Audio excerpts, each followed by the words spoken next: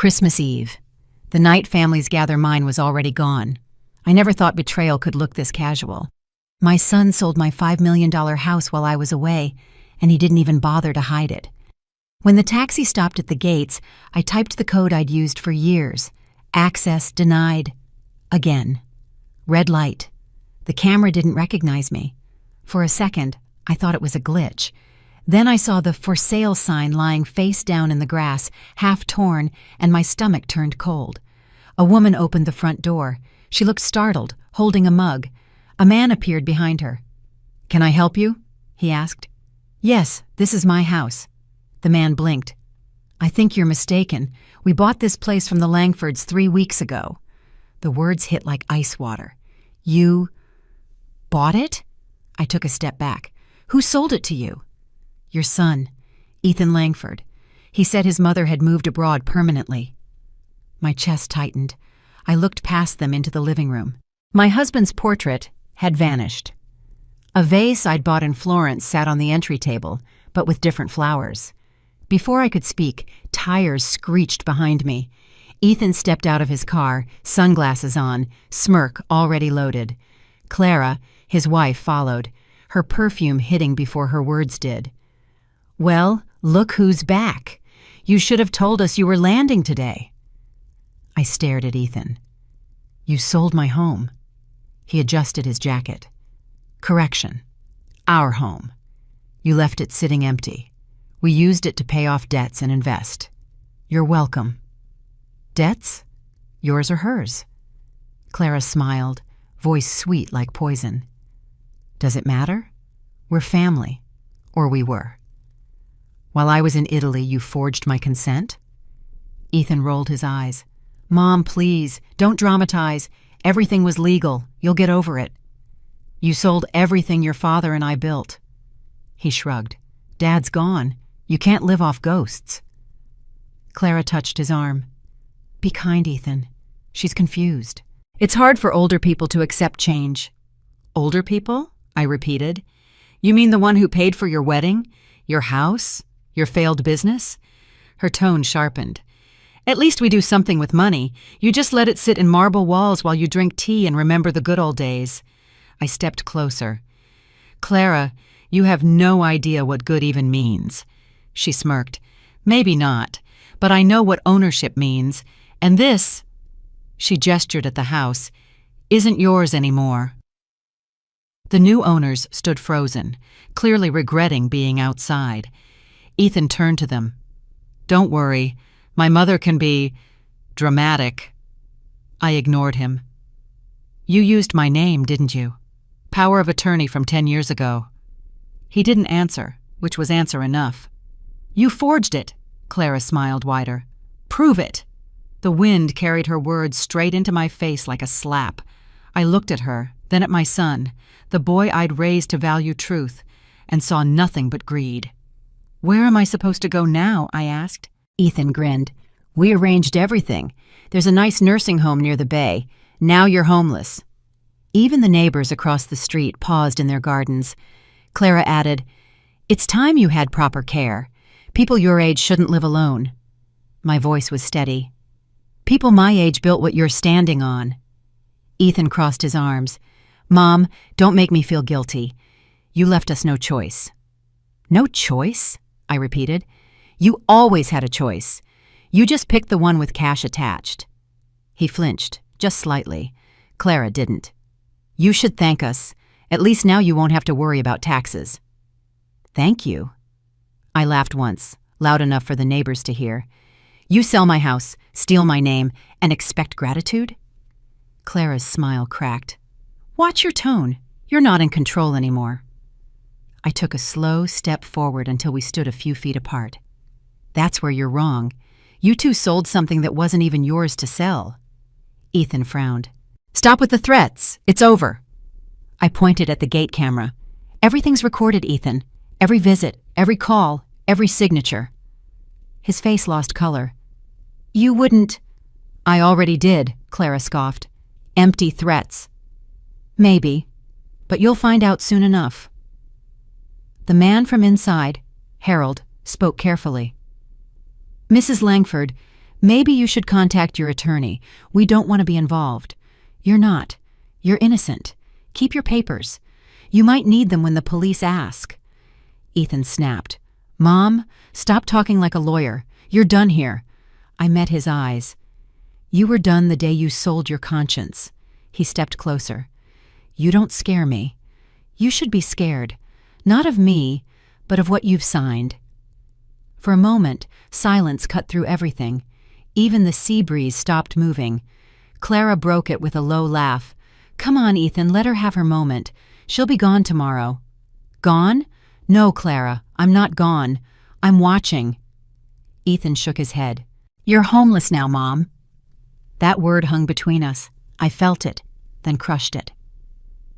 You think a house defines me? I asked.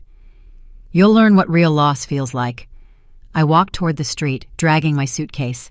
My heels hit the pavement hard, each step louder than the last. Where will you go? Ethan called after me. I turned back, calm and direct. To my lawyer. His smirk vanished. Clara's face drained of color. You made a mistake. You thought money could erase blood. I opened the taxi door, looked right at them and said, The house you sold wasn't yours to sell, and the debt you just bought— I paused, locking eyes with Clara— is legal. She swallowed hard. What do you mean? You'll see. The taxi pulled away. The house grew smaller in the mirror until it disappeared completely. I didn't cry. I didn't even blink. They think I'm defeated, but I'm just getting started. The officer didn't meet my eyes when he said it. I'm sorry, ma'am. The sale is legal. You'll have to vacate the premises. Legal. That word used to mean safety. Now it sounded like exile.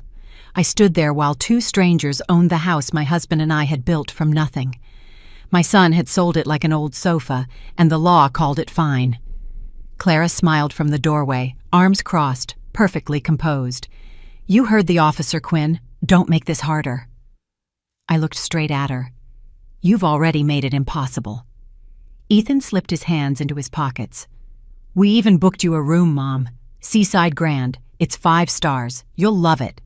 I didn't ask you to pity me. Clara's voice was soft, poisonous. It's not pity. It's management. Some people just can't handle responsibility. The officer shifted, clearly uncomfortable. Mrs. Langford, you can collect personal items later through legal procedure. For now, please step away. Don't bother. There's nothing personal left here. Ethan reached into his pocket. At least take the hotel keycard. I didn't take it. He dropped it on the ground beside my suitcase. Suit yourself, he muttered. When the police car door closed behind me, I didn't cry. I just watched through the glass as the gate shut again, cold metal locking me out of my own life. The reflection in the window showed my face, calm and hollow. Behind me, my son's silhouette shrank until it disappeared. The ride to the hotel felt longer than the flight from Rome. Santa Barbara slid past in waves of blue and gold. I saw people walking their dogs, couples laughing on balconies. The world didn't care that my name had just been erased from a property deed. At the Seaside Grand, a receptionist greeted me with the kind of smile meant for people running away from something. Welcome, Mrs. Langford. Your son made the reservation. Suite 503, Ocean View. Of course he did. Even my exile had been organized by him. The room smelled of salt and linen, white walls, perfect curtains, no soul. The kind of place made for business travelers, not widows betrayed by their only child. I set my suitcase down and sat on the edge of the bed. The silence pressed against my ribs until it hurt. My phone buzzed. Another message from Ethan. Don't be angry. You'll thank me later. I laughed. It came out sharp and hollow. Then I opened my laptop. If they thought humiliation would make me crawl, they forgot who taught Ethan to read contracts. I typed in the password and opened the cloud folder marked Langford Family Trust, 2015. Every document, every clause, every signature was still there. The trust required 3 signatures for any property sale: mine, Ethan's, and David's. My younger son lived in Seattle. I dialed his number. He picked up on the first ring. Mom? You're back already?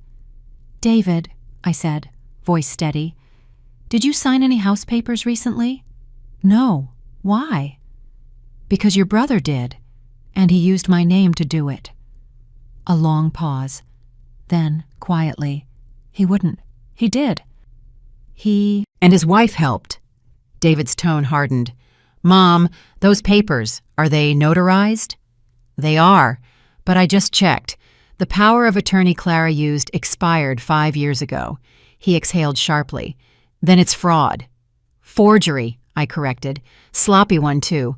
I'm looking at the scan now. My name doesn't even match my usual signature. Mom, what are you going to do? I'm going to do what I always do. Clean up their mess. Legally. I opened another file, the house's original trust clause. The property wasn't under Ethan's name. It was held in a protected asset group, transferable only by joint consent, meaning what they sold wasn't truly theirs to sell. Outside, the ocean slammed against the rocks below. The sound matched my heartbeat, steady, relentless. My phone buzzed again. Another message. Clara says, "Stop fighting. It's over."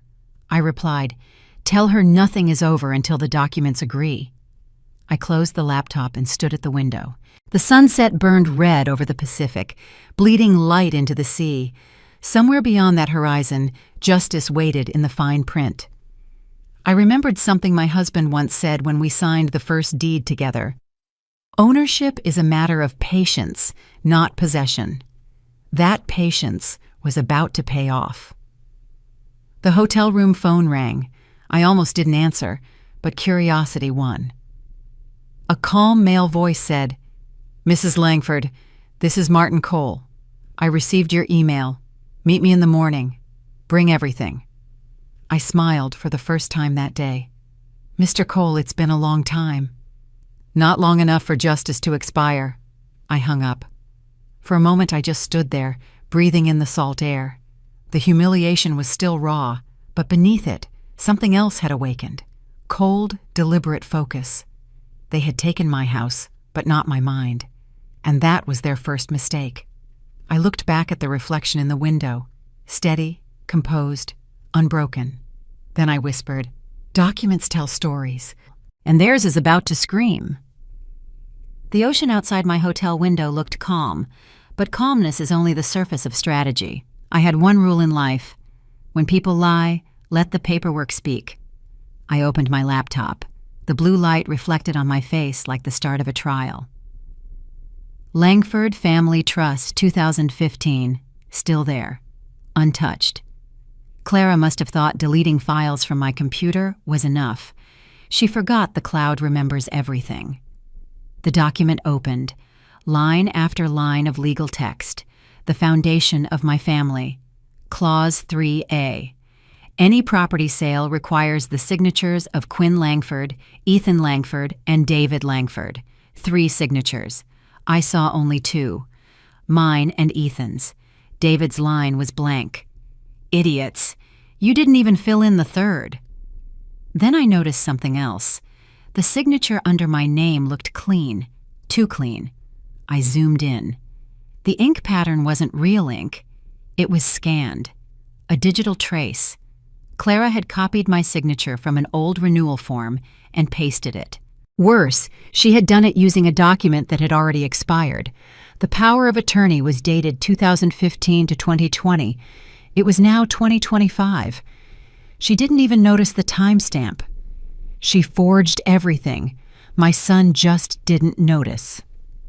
I took screenshots, cross-referenced metadata, saved copies under 3 separate folders labeled Fraud, Forgery, Revenge. Every click was a nail in their coffin. The phone rang. "Mom?" It was David. His voice, steady, kind, the opposite of his brother's. "I need to ask you something," I said. "Did you sign any property documents lately?" "What? No. Why?" "Because Ethan sold the house, and somehow my signature and yours are on the papers." A pause, then disbelief. "He wouldn't—" "He would," I cut in, and his wife made sure it looked legitimate. Do you have proof? I have more than proof. I have timestamps, IP addresses, and expired authorizations.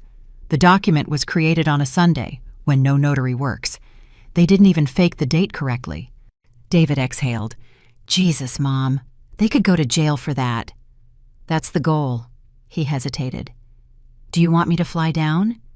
No, you're my clean witness. The only signature still worth something. Stay in Seattle and keep your phone on.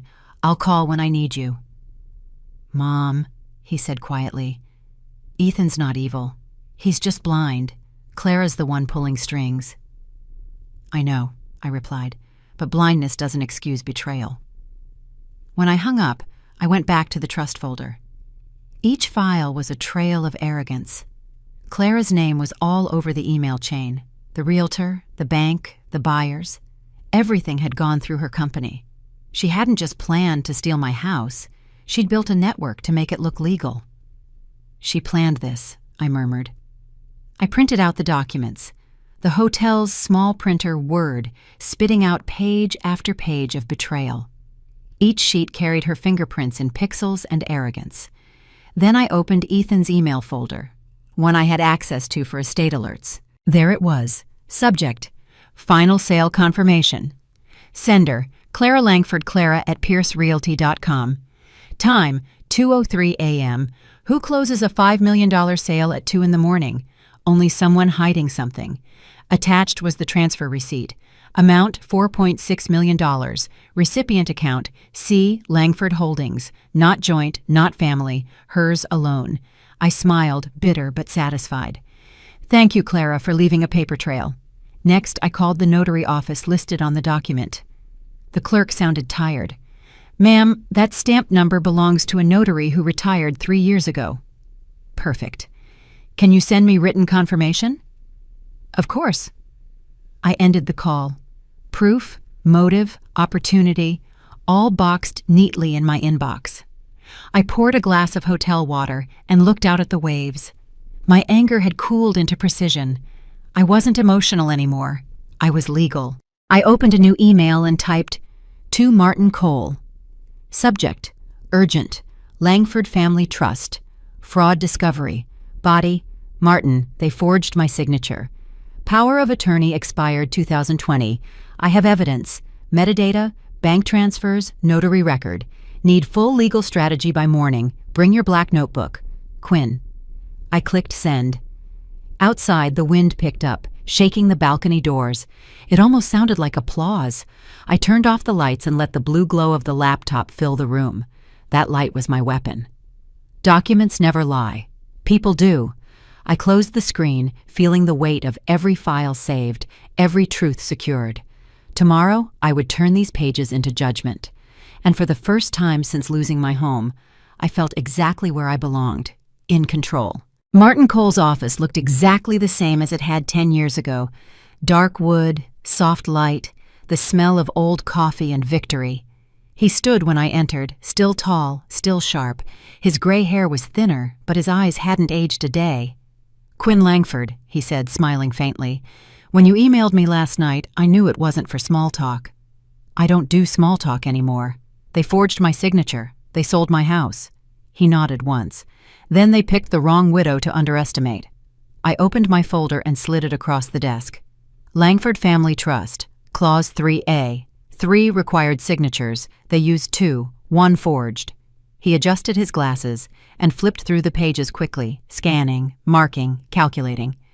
Clara's prints are all over this. The notary stamp, retired in 2022. Rookie mistake. She planned everything, but she didn't plan for me. Martin looked up. Do you want justice or revenge? They're the same thing. He chuckled softly. Good, because this will get messy. He picked up his phone. I'm bringing in 2 people. We'll need them. Within the hour, the first arrived, a woman in her 50s with sharp eyes and a detective's posture. Quinn, this is Detective Nora Briggs. She handles real estate fraud cases. Nora shook my hand firmly. Mrs. Langford, I've read your file. Clean records, spotless finances. You're not the problem here. They are. Good to hear someone say it out loud, Nora nodded. I'll pull security footage, phone logs, and email traces from Clara's office.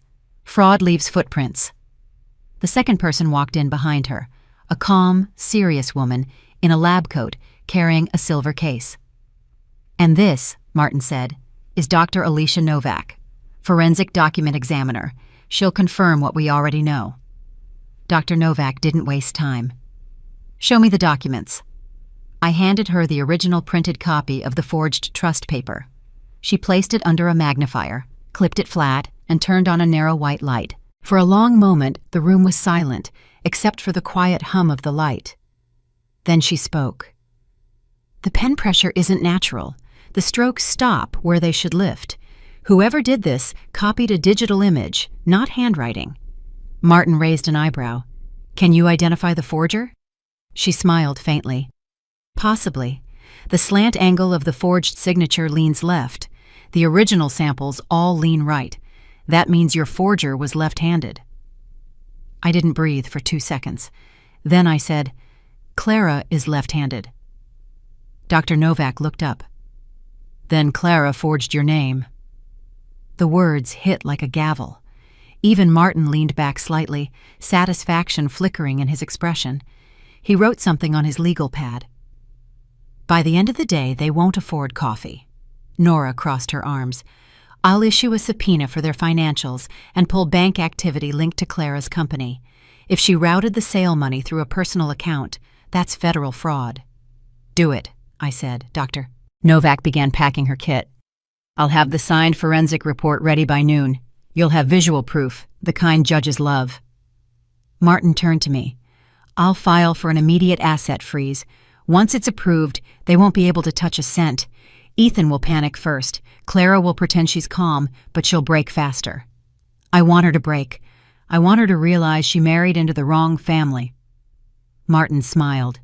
"Then sit back, Quinn. The law works best when it's personal." He began dictating to his assistant. "Prepare emergency motion. Fraudulent transfer under Civil Code 3439. Fraudulent deed, Santa Barbara County. Attach digital forensics and Trust Clause 3A. I watched him work, his pen moving like a conductor leading justice through paperwork. Nora turned to me. "Once this motion hits, they'll know you're coming. Expect calls, maybe threats. Keep your phone recording at all times." "Already started." "Good. We'll need every word." Martin finished signing the motion and looked up. "You still have that silver key?" I pulled it from my purse and placed it on his desk. "Always." He smiled. "Then this story still belongs to you." I stood, gathering my papers. "What happens next?" He leaned back, hands folded. "We file the freeze order, send a certified notice, and wait. Panic always calls first. Don't answer until it does." As I walked toward the door, Nora stopped me. "Mrs. Langford?" "Yes?" "When we're done, they won't just lose a house. They'll lose the illusion they ever had power." I nodded. "That's the plan." Outside, the morning sun cut across the courthouse steps. I breathed in slow, steady, no rage, no tears, just precision. Clara forged my name. Now I would rewrite hers on every public record I could find. The message came at 10:17 a.m. from Martin. "Court approved. Asset freeze active." I read it twice, then smiled. Somewhere across town, Clara's morning coffee was about to curdle. At Pierce Realty, she was holding a meeting about luxury growth opportunities when 2 court officers stepped through the glass doors. The whole office turned to look. Her assistant whispered, "Mrs. Langford?" The taller officer said, "Ma'am, you've been served." He handed her a thick red envelope stamped Superior Court of California. The color drained from her face. "What is this?" "Court order," he said calmly. "Fraud investigation. Immediate asset freeze." Every eye in the office was on her now. Phones half raised, whispers crawling through the room like wildfire. Clara tried to stand tall, but her voice cracked. "This is a mistake." The younger officer replied, "You can take it up with your attorney, ma'am. The order's active." The moment the door closed behind them, someone in the back said quietly, "Isn't she Ethan Langford's wife?" The whisper hit harder than the order. She grabbed her phone and dialed Ethan. "It's your mother," she hissed. "She did something." When Ethan answered, his voice was already shaking. "Mom, what did you do?" I was in Martin's office when he called. I let it ring once before picking up. "Ethan, what you should have done years ago. Protect our name. You froze our accounts. Clara can't even access payroll. Do you have any idea?" "Yes, that's the point. This is insane, Mom. You can't do this." "You're right, I can't. But the court can." He went quiet. I heard Clara yelling in the background. Papers rustling. Panic. "She's saying you forged this." "She's saying a lot lately," I interrupted. "None of it true." "Mom, please." I cut him off. "You don't threaten someone who wrote your will." Silence. Then a soft, bitter laugh. "You planned this." "No. She planned it when she forged my name. I just finished the paperwork." I hung up before he could answer. Martin looked up from his desk, half smiling. "Well handled. I've had practice. 35 years of marriage to a man who taught me never to argue. Just document." "Edward would be proud," he said quietly. "I'm not doing this for pride. I'm doing it for the truth. Pride just makes it look good."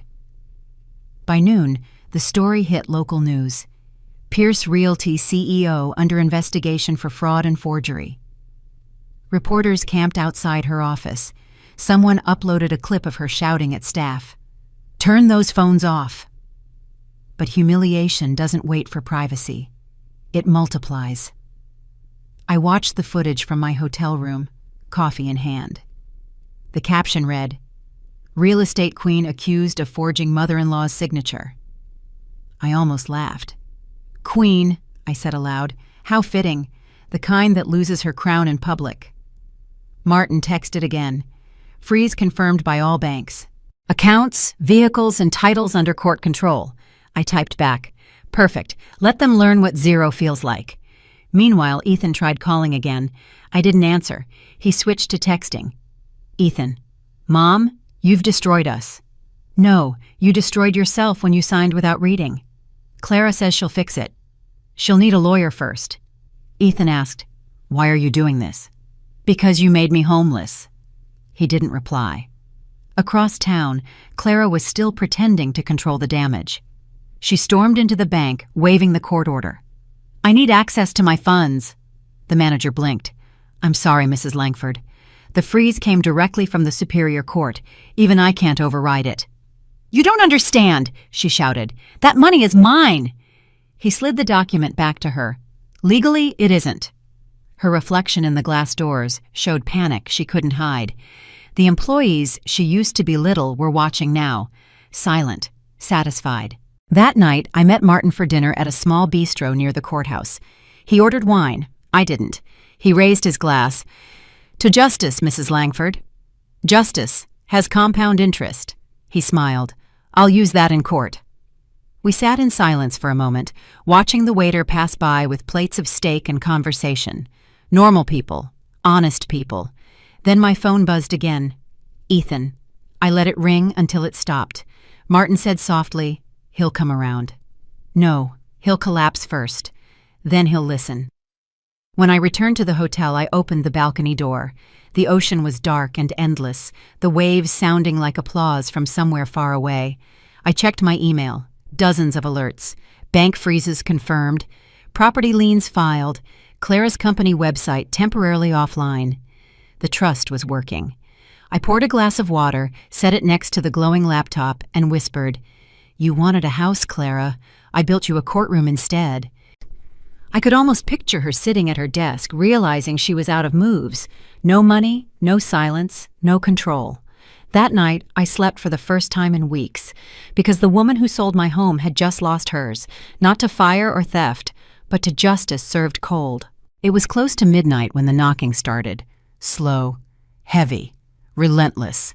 I didn't move at first. Drunks always knock like that, loud enough to demand attention, quiet enough to pretend they still have control. When the third knock came, I opened the door. Ethan stood there. My son. My drunk, broken son. His tie hung loose, his eyes red, his hand gripping a half-empty bottle. "Mom," he said, slurring. You think you're clever? The smell of whiskey hit me first, then the bitterness in his voice. I didn't answer. I just stepped aside. You came to talk or to destroy something else? He staggered inside. You ruined me. You froze my life, my accounts, everything. You ruined yourself. I just notarized it. He laughed, short, bitter. You always did love your legal words. They protect honest people. Honest people? He said, raising the bottle. You're calling yourself honest? You took everything from me. I took nothing.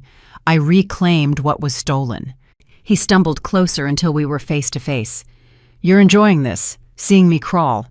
No, I'm documenting it. His eyes flickered. What? I said I'm documenting everything. He stared at me like he didn't understand. Then he laughed again, lower this time. You think you're safe because you're old? Because people pity you? Accidents happen, Mom. Old people fall. Sometimes they don't get up. My hand didn't shake. I pressed record on my phone, the red light glowing from my lapel. Say that again. He blinked. What? Say it again, Ethan. The part about falling. He sneered. You wouldn't dare. I already did. For a long second, there was nothing but his breathing, the kind that sounds like a warning before a storm. Then he whispered, You're just like Dad. Always right. Always above everyone else. I learned from him. He believed dignity was the only property no one could sell. He threw the bottle. It missed me, hit the wall, shattered. Whiskey dripped down the paint like blood. I didn't flinch. Feel better? He turned away, running both hands through his hair. You think the police care about you? You think they'll protect you? They already are. Your voice is on my phone. He spun back, realizing. You're recording this? Yes, and I'll send it to Detective Briggs before you sober up. Delete it, he growled, stepping closer. Try me. He froze. For the first time I saw it, the fear underneath the anger. You're not my mother anymore, he said quietly. No, I'm your consequence. He looked at me one last time, his face twisting between guilt and hate, then turned for the door. The handle clanged, metal against metal. Before leaving, he said, You'll regret this. I nodded. You've said that before. You were wrong then, too. He paused, the silence thick between us. His voice dropped, almost a whisper. You still think I'm your son? I think. I raised a man who doesn't know the difference between love and ownership. He opened the door and disappeared into the hallway. I closed it behind him, locked it twice, then looked at the mess he'd left, the shattered glass, the spreading whiskey, the echo of something that used to be family. I replayed the recording. His words filled the room again. Accidents happen, Mom. Old people fall. I labeled the file Threat 1.mp3, attached it to an email, and sent it to Detective Nora Briggs. Her reply came 3 minutes later. Got it. That's criminal evidence. Stay put. We'll handle him. I typed back. He just gave us what we needed. Then I sat on the bed, staring at my reflection in the dark hotel window. For a moment, I saw both of us in that glass. Me calm, him broken. The son who thought threats were power, and the mother who turned silence into proof. He called me Mom tonight. The first time since he sold my house. I whispered, He calls me Mom only when he threatens me. Outside, the ocean was a dark mirror. Every wave crashed with the sound of something ending. I picked up a napkin from the table, wiped the spilled whiskey, and whispered to the empty room, You can't break someone who's already rebuilt herself from paperwork.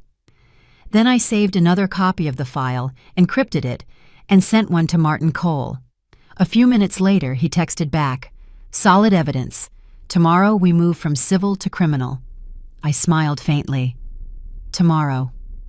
It was quiet again, just the ticking clock and the sea outside.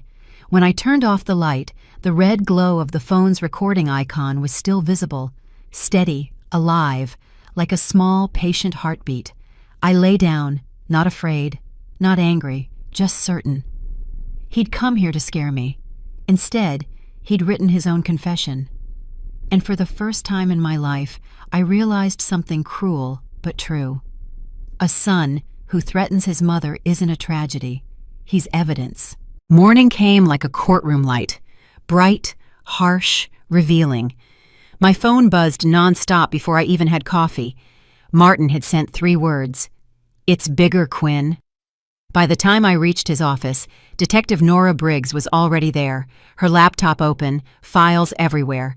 A crime map stretched across the wall. Names, arrows, bank routes. Clara's name was at the center, circled in red ink. Nora looked up. "You were right. Clara didn't just forge your documents. She's been laundering money through Pierce Realty for years. Your house was just one of many." Martin added, "She used your signature to pull off the biggest real estate scam in Santa Barbara." I didn't sit. I just asked, "Who else is involved?" Nora pointed to the screen. "Tony DeLuca, real estate developer, known for shell companies. Clara's been funneling funds to him under fake consulting fees. He's her creditor and her partner in crime." The air went still. I'd heard that name before, from Ethan months ago when he'd bragged about a new business contact, so he'd been part of it, whether he knew or not. Martin turned to me. "We have enough to move this from civil to federal, but it gets better. Harold and Miriam Pierce, the couple who bought your house, just filed a statement. Their realtor, Clara's college roommate." I almost laughed. "So the whole thing was a setup." "Exactly," Nora said. "She orchestrated every sale to people connected to her. It's a network." Martin clicked a folder. "And your son's signature, used to transfer the trust funds, was notarized by one of DeLuca's clerks." I leaned forward. "You're telling me my entire family's legacy was laundered through a wine-fueled house party?" Nora smirked. "Pretty much." Martin adjusted his glasses. "We're not just suing them now. We're dismantling a syndicate." I took a deep breath. "Then let's start." He looked at me. "You realize once this goes public, Ethan will be dragged in too. Clara will throw him under the bus." "He's already under it. I'm just making sure it stops moving." Nora glanced at me, studying my face. "You're calm for someone watching her son collapse." "I've had practice. The day he sold my home was the day I buried sentiment." She nodded, impressed. "Good, because what we're about to do will break headlines." Martin started writing, dictating instructions to his paralegal. "File federal motion under financial fraud statute. Attach witness statements, forged signature analysis, and the audio recording of the threat." He looked at me. "Your son's midnight visit just became evidence." "He called me Mom for the first time in months," I said. "It's poetic, in a tragic way." Nora turned her laptop toward me. "Look at this." On the screen was a chain of emails between Clara and DeLuca, each one marked confidential. The most recent line froze me. "Once the trust transfer clears, we disappear. Ethan's mother will never see it coming." I stared at the message until the words blurred. She wanted to erase me completely. Martin's voice cut through. "But she forgot one thing. Documents never lie." He leaned forward, tapping the desk. "Here's our move. We file an emergency injunction, seize all Pierce Realty assets, and alert the media. Fraudsters hate attention." Nora added, "And we'll make sure Tony DeLuca's name is tied to every single report. Once the FBI sniffs his trail, he'll turn on Clara in seconds." For the first time in weeks, I felt something like satisfaction. "Let's make it happen." Martin smiled. "Already in motion." By afternoon, the story hit the press.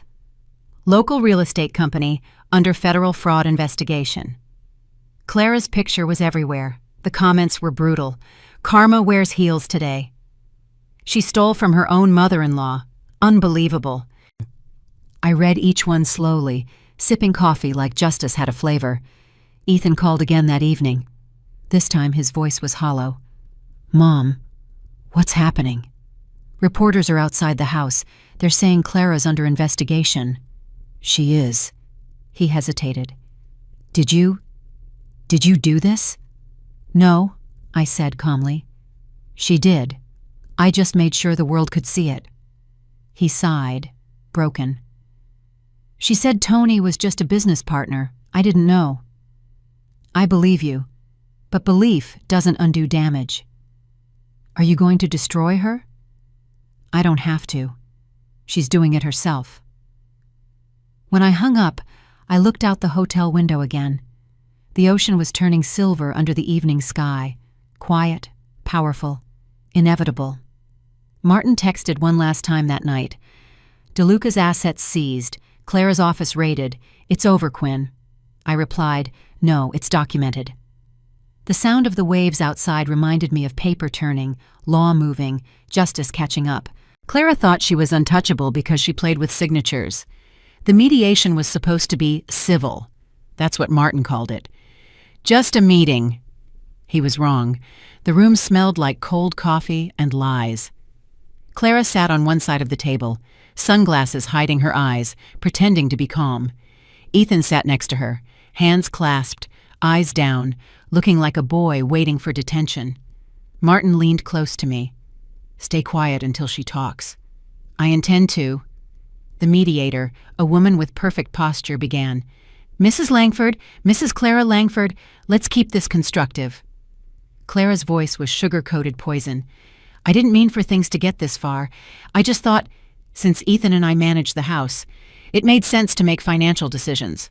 Financial decisions, I repeated. You mean selling a property you didn't own? Ethan shifted uncomfortably. Mom, please, we can work this out. No, you can explain it. The mediator cleared her throat. Mrs. Langford, perhaps we could focus on resolution? Martin opened a folder and slid it across the table. Resolution starts with truth. Inside were printed screenshots, bank transfers, and Clara's emails to Tony DeLuca. Clara froze. Her fake smile cracked. What is this? Proof, Martin said. You didn't just sell her home. You forged her trust and moved the funds through Pierce Realty to DeLuca Holdings. The mediator's pen stopped midair. Clara laughed, a short, desperate sound. You can't prove any of that. Martin gestured to the door. Actually, we can. Detective Nora Briggs stepped in, badge glinting under the light. Good morning, Mrs. Langford. We spoke before. You remember my voice. Clara's face drained of color. What is this? An official proceeding, Nora said calmly. You're free to cooperate, of course. Ethan turned pale. Wait, are you arresting my wife? Nora smiled faintly. Not yet. I looked at Clara. You said you wanted resolution. This is it. She glared at me. You planned this. I prepared. There's a difference. The mediator whispered, perhaps we should pause. Martin's voice cut through. No, let her speak. I want her on record. Clara slammed her hands on the table. Fine. You think you're smarter than everyone, Quinn? You left your documents unprotected. You trusted your precious family. That's on you. I stayed quiet, just watching. She leaned forward, almost shaking. You don't deserve that house. You live in the past. Ethan needed it. We needed it. And you thought theft would fix that? I asked softly. She pointed at me. You ruined our lives. No, I said, calm as ice. I just exposed the math. Martin tapped the file. Mrs. Langford, the forged signature was confirmed by a forensic expert, and the power of attorney you used expired in 2019. Everything after that is felony fraud. Ethan whispered, Clara, is that true? She didn't answer. He looked at me, tears trembling in his eyes. Mom, I swear, I didn't know. I studied him. You never looked. That's worse. Clara turned on him. Don't start with me, Ethan. You signed what I gave you. And you told me it was for refinancing. The room broke into shouting, Clara yelling, Ethan defending, the mediator pleading for calm. Only Martin stayed composed, eyes on the clock, waiting. Then, like a final act, Nora reached into her briefcase and placed a phone on the table. We also have this. The audio started. Ethan's voice from that night. Accidents happen, Mom. Old people fall. He froze. Clara's mouth dropped open. The sound filled the room, echoing off the walls like a verdict. When it ended, silence drowned everything. Ethan whispered, You recorded me. Yes, I said. Why? Because you stopped listening. He buried his face in his hands. Clara tried to recover. "You can't use that in court." Nora shrugged. "It's admissible in California. One-party consent." Martin leaned back, satisfied. "That's the sound of your empire collapsing." Clara laughed weakly. "You think you've won?" I stood. "No, I've restored balance." The mediator looked stunned. "I've never seen a mediation like this." Martin gathered the files. "You won't again." As we walked toward the door, Clara shouted after me, "You'll die alone in that empty house." I turned just enough to meet her eyes. "Maybe, but it'll be my house." The door closed behind us, sealing her screams inside. In the hallway, Nora exhaled. "That went well?" Martin smiled. "Define well." I said, "It went as planned." We stepped outside. Cameras were already waiting, reporters shouting questions, flashes cutting through the air. Clara's name was trending before we reached the car. Martin opened the door for me. "You know what they'll call this?" "What?" He smiled. "The Langford mediation explosion." I looked back at the courthouse steps, where Justice had just walked out in heels. "Let them call it what they want. The evidence speaks louder." Nora laughed. "You're colder than most detectives." "Experience." The car door closed. The flashlights faded. For the first time in months, I breathed freely. Somewhere behind those walls, Clara was shouting, bargaining, breaking. I didn't need to see it. I'd already won the only way that mattered.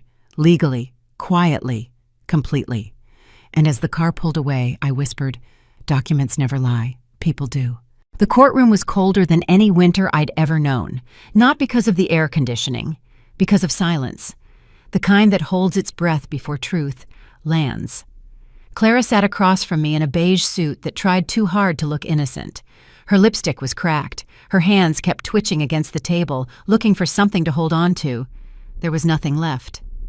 Ethan sat behind her. He couldn't look at me. Good. He wasn't the victim here.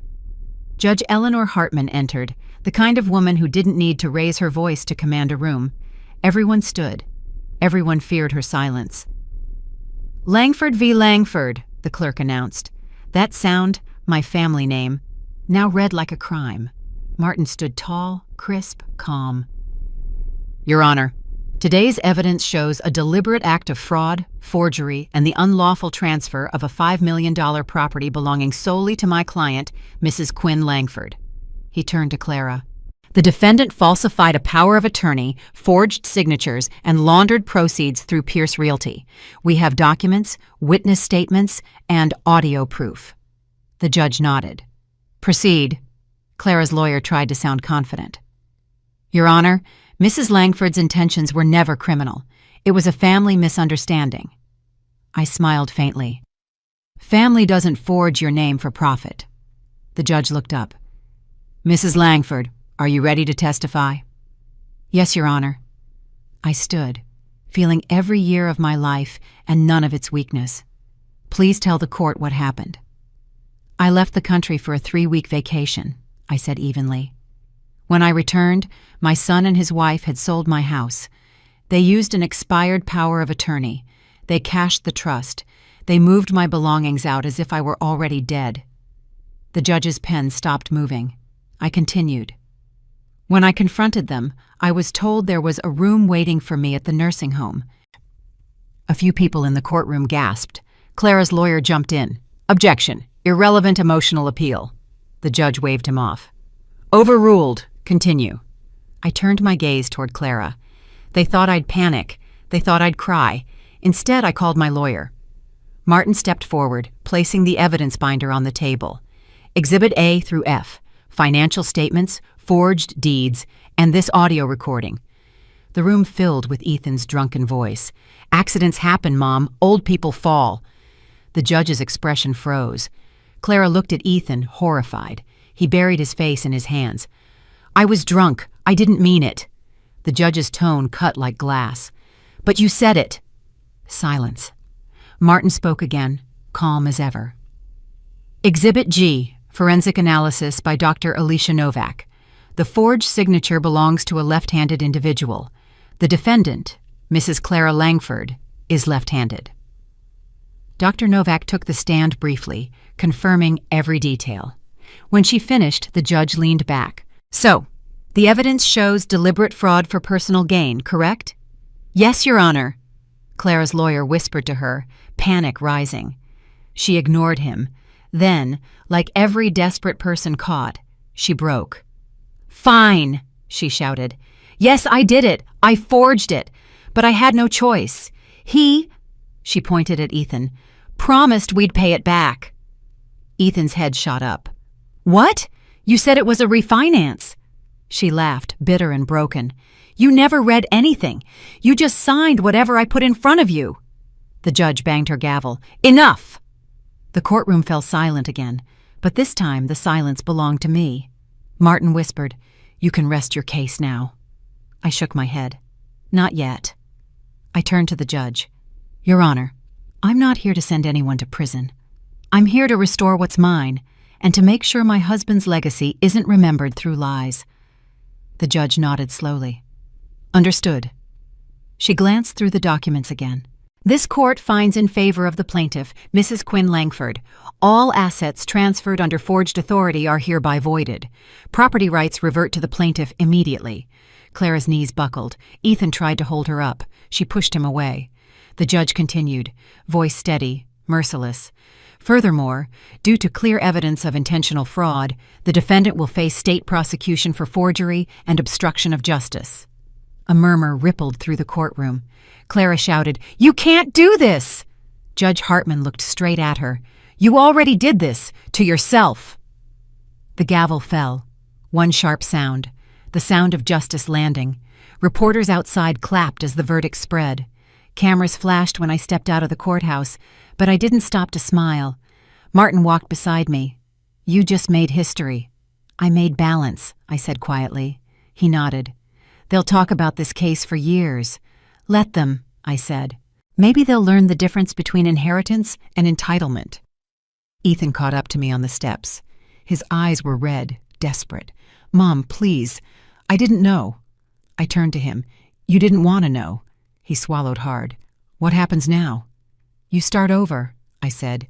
"Without my name, without her money. You earn your own life." He looked down.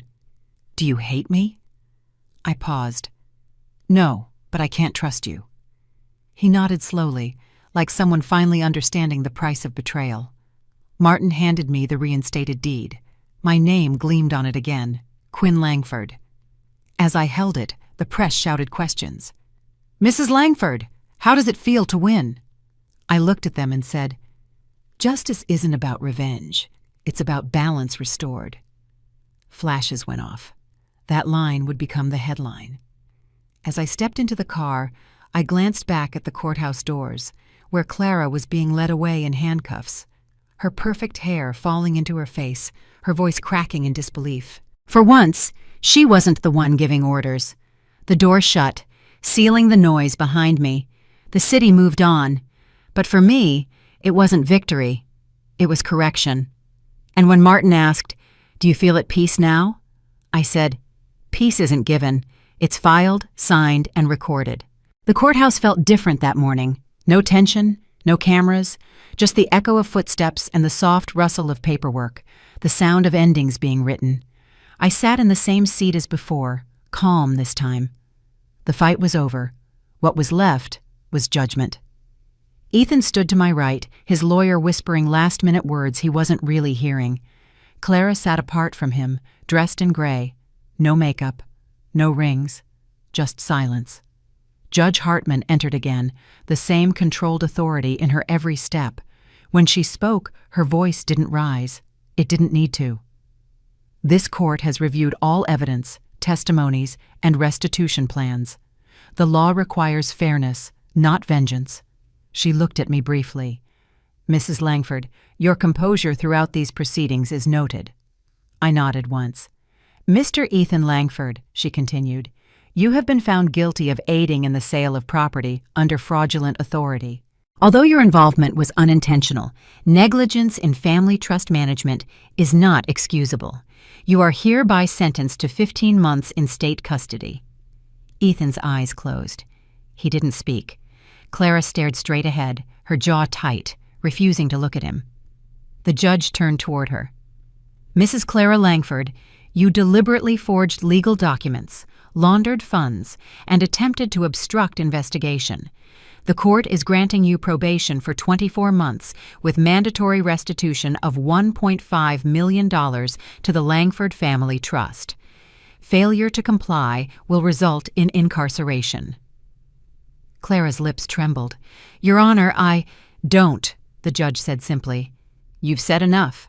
The gavel came down once, quiet but final. Martin leaned over to me. "That's it, Quinn. The ledger is closed." I looked across the courtroom. Ethan's lawyer was patting his shoulder, murmuring something about a lesson learned. Nay. Clara just stared at the floor, her knuckles white against the table. When the guards led Ethan away, he looked at me for the first time in weeks. There was no defiance left, only shame. I didn't smile. I didn't cry. I just said, "Take care of yourself, son." He nodded, voice breaking. "I will, Mom." Then he was gone. Clara's probation officer handed her a document to sign. She hesitated, then took the pen with shaking hands. For a moment, I saw the arrogance leave her face completely. It wasn't remorse. It was realization. Afterward, Martin and I walked out together into the sunlight. No cameras this time, just quiet. He handed me a folder. Fidelity Insurance approved full reimbursement for the Pierces, $800,000. The title's restored. The property's legally clean. I opened the folder. Every signature, every stamp, everything finally aligned. The house wasn't just mine again. It was legitimate. Martin smiled faintly. "Justice, Mrs. Langford, has compound interest." I turned to him. "Meaning?" He adjusted his tie. "It always pays back more than what was taken, if you're patient enough." We walked toward the steps, our pace slow, deliberate. "You never once asked for revenge," he said. "You asked for restoration. That's rare." "I've lived long enough to know revenge fades faster than paperwork," I replied. He laughed quietly. "Spoken like a true Langford." The Pierces met us outside. They looked relieved, almost emotional. Miriam Pierce held a small envelope. "We wanted you to have this. It's a thank you note and a photo. The house looked beautiful while we lived there." I opened it later in the car. It was a picture of the ocean from the porch, sunlight bouncing off the waves. On the back she had written, "Thank you for fighting for what's right. People like you remind us good still wins." I held that photo for a long time. Later that afternoon, I drove to the beach house. The door opened easily this time. No more strange locks, no more trespassers. Just silence. The kind that felt like peace, not emptiness. The air smelled like the ocean again, not fear. On the table sat the silver key, the one that had started everything. I picked it up and turned it in my hand. Cold metal, but warm memory. Martin's words echoed in my head. Justice has compound interest. He was right. Clara would live with the humiliation. Ethan would serve his time. The trust was whole again, the estate intact. But most importantly, my dignity, what they tried to erase, was now documented, sealed, and legally acknowledged.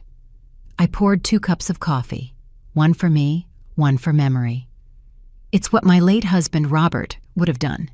"Balance restored," I whispered. Outside, the afternoon light hit the brass plaque by the gate, Langford Estate. It had been polished by the court officer who delivered the final paperwork. I ran my fingers over the engraved letters. Still mine. Always mine. As I turned to leave, I saw my reflection in the window. Older, calmer, unbreakable. Justice hadn't made me younger. It made me clearer. That night, Martin called. "They've started processing the restitution. The trust fund will show the first deposit next week."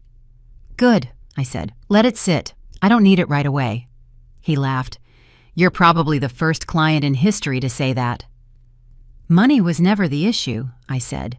"Respect was." There was a pause on the line. Then he said quietly, "You earned it, Quinn." After the call, I walked out onto the balcony. The ocean wind carried the sound of waves against the rocks. I could almost hear Robert's voice beside me. He would have said, "You handled it the way I taught you, quietly, completely." I smiled. "You were right, love. Calm wins." Down below, a court courier arrived with one last envelope. Inside was a certified statement. All proceedings closed. Assets restored. Langford Family Trust active. At the bottom, Judge Hartman's signature. The seal gleamed under the lamplight. I placed it next to the silver key, both symbols of the same truth. Power doesn't come from anger, it comes from control. I sat back, the house silent, except for the ocean breathing outside. For the first time since this all began, I slept without checking the locks. And when morning came, sunlight filled every corner of the home they tried to steal. Balance restored, justice filed, compound interest collected. The day I got my house back, the sky looked the same as the day I lost it. Blue, ordinary, calm. Only this time, the silence didn't hurt. I parked in front of the gate. The sign Langford Estate gleamed again, freshly polished. The locks had been replaced. The silver key in my hand fit perfectly, as if the house had been waiting for me. When I stepped inside, the air felt different, not violated, not haunted, just quiet. Every sound, the creak of the stairs, the hum of the fridge, the faint waves from the ocean, felt like it was mine again. No strangers, no threats, no one calling me old woman, just home. The Pierce couple had already moved out. They'd left the house spotless, even arranged a vase of fresh lilies on the counter. Beside it lay a white envelope with my name written neatly in blue ink. "Mrs. Langford, thank you for fighting. Some people restore homes. You restored faith." Harold and Miriam Pierce. I read the line twice. Then I sat down and let the words sink in. For the first time in months, I didn't feel angry. I didn't even feel victorious, just balanced. Outside, neighbors who had once watched the scandal from a distance began to appear at the fence. One waved. Another smiled timidly. A few even brought flowers. "Mrs. Langford, we saw the news. You really did it." I nodded. "No, the law did." They laughed softly, half in admiration, half in disbelief. One woman whispered, "You make us all wish we had your calm." Calm. They called it calm. It wasn't calm. It was control. I walked through every room. Each wall held echoes of what had happened. The night Ethan laughed, the day Clara smirked, the sound of the police knocking at my door. But those memories didn't sting anymore. They just existed, like closed files. In the living room, sunlight fell across the same marble floor where they'd once mocked me. The gold balanced statue that Martin gifted me after the trial stood on the mantel. Its scales gleamed evenly in the light. "Justice, Mrs. Langford, has compound interest." His words echoed again. He'd been right all along. I opened the doors to the terrace. The ocean stretched endlessly, its rhythm steady and unemotional, like the way I had learned to live. A delivery man arrived. He handed me a sealed envelope. Inside was an insurance settlement receipt, Fidelity's confirmation of the reimbursement to the Pierces. Every cent accounted for, every document stamped. I placed it next to the silver key. Two symbols of the same truth, ownership and order. Then the phone rang. It was Martin. "Everything finalized?" he asked. "Yes," I said. "The house feels like it's breathing again." He chuckled. "That's the sound of closure." "And you?" I asked. "Moving on to your next case already?" "I don't move on," he said. "I just keep restoring balance, one family at a time." We both laughed, quietly, like people who had seen too much noise. After hanging up, I made myself tea. No sugar, no rush. Just the sound of the kettle and the steady ticking of the clock, time moving forward at last. In the reflection of the window, I saw myself not as a victim, not even as a winner, but as something else, someone who didn't need approval, apology, or pity, just peace. That evening I opened the balcony doors again. The sunset spread gold over the water, and for a second I thought I heard my husband's voice in the wind.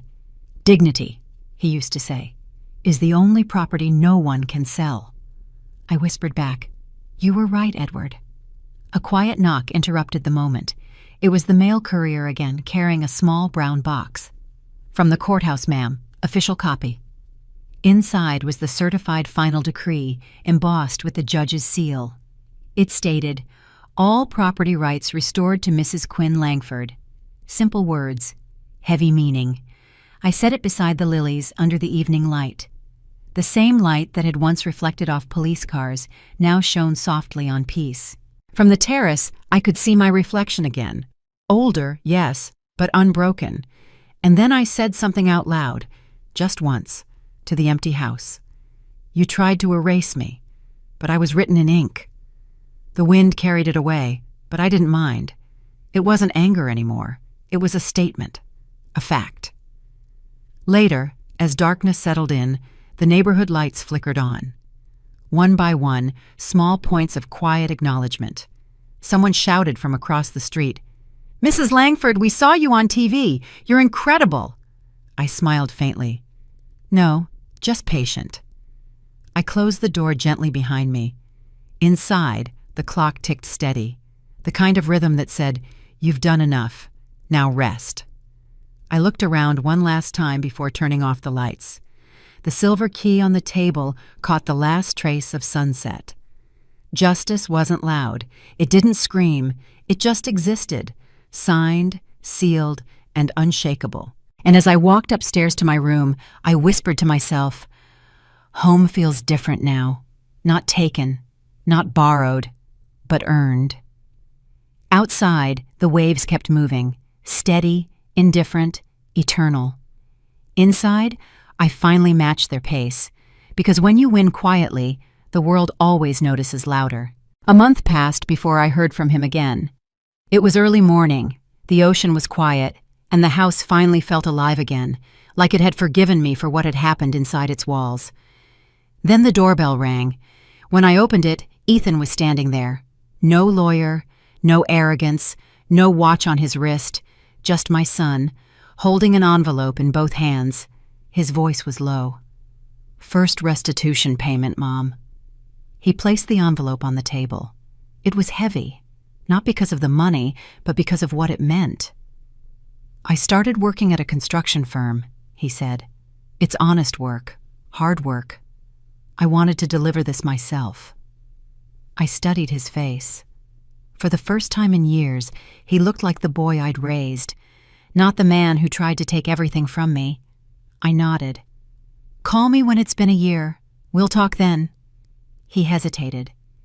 "Do you really think I can fix this?" "You can start by showing up," I said. "Not with money, with honesty." He nodded again, eyes glassy but clear. "Clara left the state. I signed the divorce papers last week." "Good," I said softly. "Some debts aren't financial." He gave a small, broken smile. "I know. That's the one I'm still paying." When he left, I stood at the window and watched him walk down the driveway. He didn't look back, and that was fine. Redemption isn't about apologies. It's about consistency. Later that week, I visited Martin's office. He stood when he saw me, that same calm look of satisfaction on his face. "Mrs. Langford," he said, "your trust fund is fully reinstated, but I heard you've been working on something new?" I nodded. "Yes, the Langford Integrity Trust."